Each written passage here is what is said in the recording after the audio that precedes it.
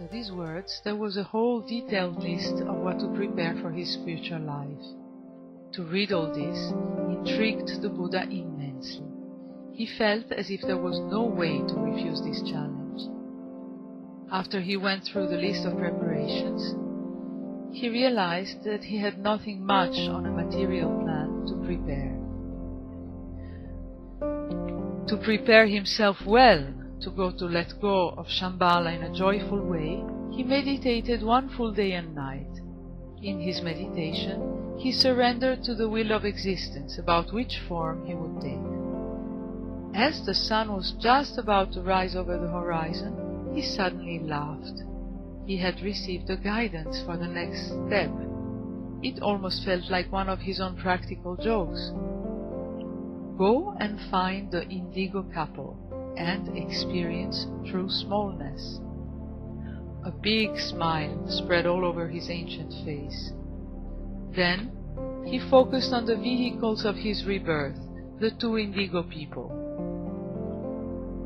They were a man and a woman, and when he tuned into them, he felt a great peacefulness descending.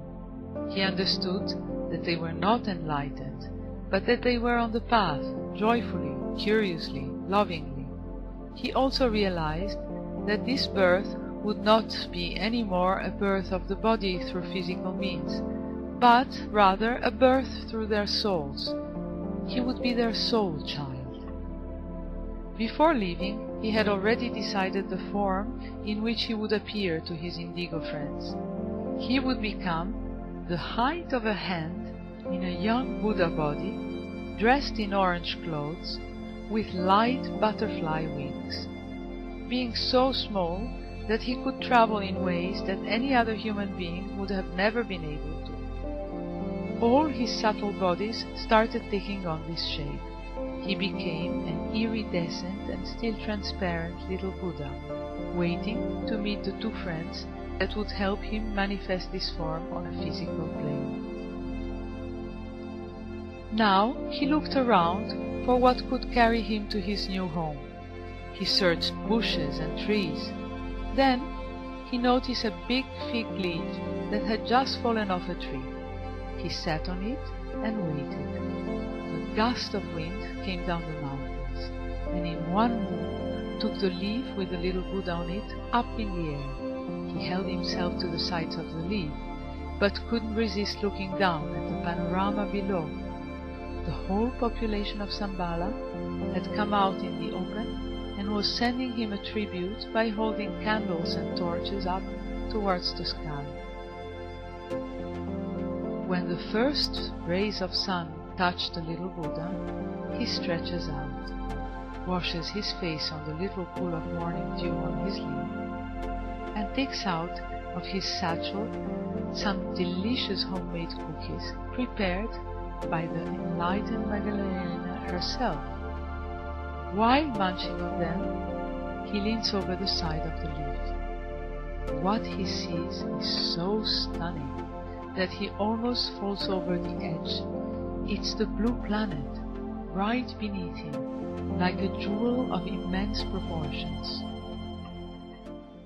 After traveling a whole night and a whole day, the little Buddha arrives at his destination. As he descends towards it, he recognizes it from the visions he has had in his meditations, which always indicated it as a place of growing and expanding consciousness. He has arrived at the Mediterranean. What first strikes him is an amazingly blue sky, stretching out over a land that looks very dry, but at the same time feels very fertile. It reminds him of some places in India where he has lived many lifetimes. He gets out of the leaf, thanks the wind, and starts walking.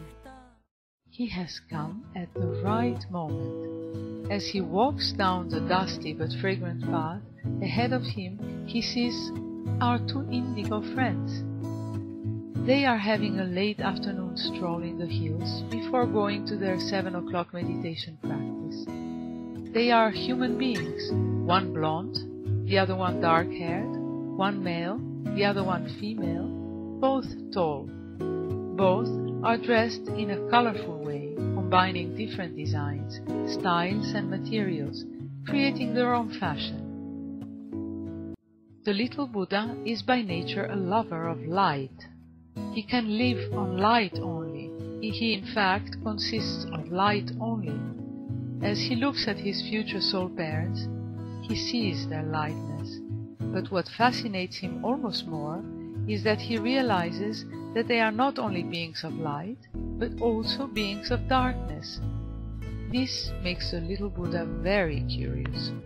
He himself, having reached his Buddha nature long before, knows very well that all is one, that light and darkness are not two different spaces, but two spaces that exist because of each other.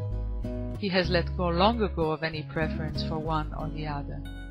Yet, to see this phenomenon materialized in front of him intrigues him very much. Not many masters that he has met have been able to let their disciples grow both in light and darkness. Misunderstandings can happen too easily, and darkness can be used against light. After a long walk, they arrive to their home. It is a stone cottage in the hills, with in front a courtyard surrounded by a pink wall. The little Buddha is very sensitive.